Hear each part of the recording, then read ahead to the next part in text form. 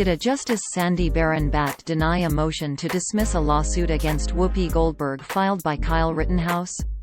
No, that's not true. For one thing, the lawsuit does not actually exist. It was invented by a liberal satire website. The news about the motion to dismiss was likewise invented by liberal satirists with a reputation for trolling conservatives and Republicans. The story appeared in an article published by the Dunning-Kruger Times on April 24, 2022 under the headline, "Judge Denies Whoopi's Motion to Dismiss Kyle Rittenhouse's $25 million Lawsuit," which opened, quote, Kyle Rittenhouse quietly filed suit against Whoopi Goldberg last week in the Wisconsin Western District U.S. Court of Writs and Affidavits. Goldberg's attorneys immediately filed a motion to dismiss. Just before the closing of business Friday, Justice Sandy Baron-Batt ruled in favor of Rittenhouse. End quote. There is no such thing as a U.S. Court of Writs and Affidavits. And the Dunning-Kruger effect is a term from the field of psychology defined by Psychology Today as, quote, a cognitive bias in which people wrongly overestimate their knowledge or ability in a specific area.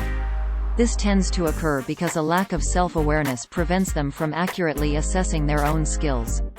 End quote. Several people on the Internet were apparently taken in by copies of the false story. For example here, quote, https://t.co/av4jhnop, Jack Posobiec region letter U region letter S, at Jack Posobiec, April 26, 2022 end quote. The Dunning-Kruger Times comes with a clear satire disclaimer on the About page. Quote, satire tilde sati. R knownth use of humor, irony, exaggeration, or ridicule to expose and criticize people's stupidity or vices, particularly in the context of contemporary politics and other topical issues. Everything on this website is fiction. It is not a lie and it is not fake news because it is not real.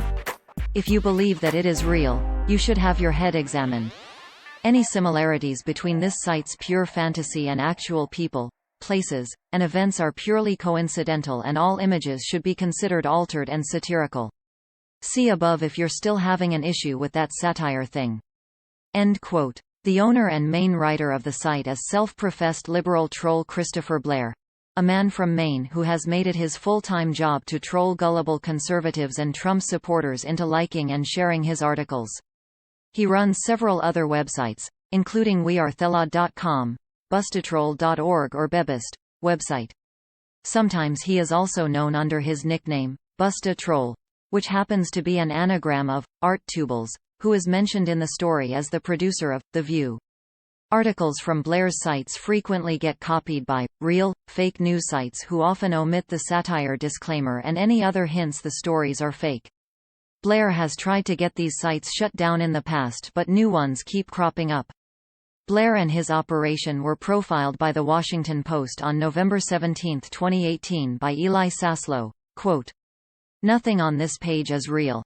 How Lies Become Truth in Online America." November 17. The only light in the house came from the glow of 3 computer monitors, and Christopher Blair, 46, sat down at a keyboard and started to type.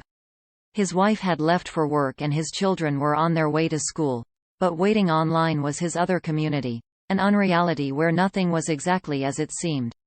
End quote. If you are interested in learning more about Blair and the history of his sites, here is something to get you started. Quote, "The Ultimate Christopher Blair and America's Last Line of Defense Reading List. Lead Stories Story Updated. Check for updates below." Yesterday Eli Saslow at The Washington Post wrote a fantastic article about Christopher Blair, a man from Maine who has been trolling conservatives and Trump supporters online for years and occasionally even made a living out of it. End quote. If you see one of his stories on a site that does not contain a satire disclaimer, assume it is fake news. If you do see the satire disclaimer, it is of course also fake news.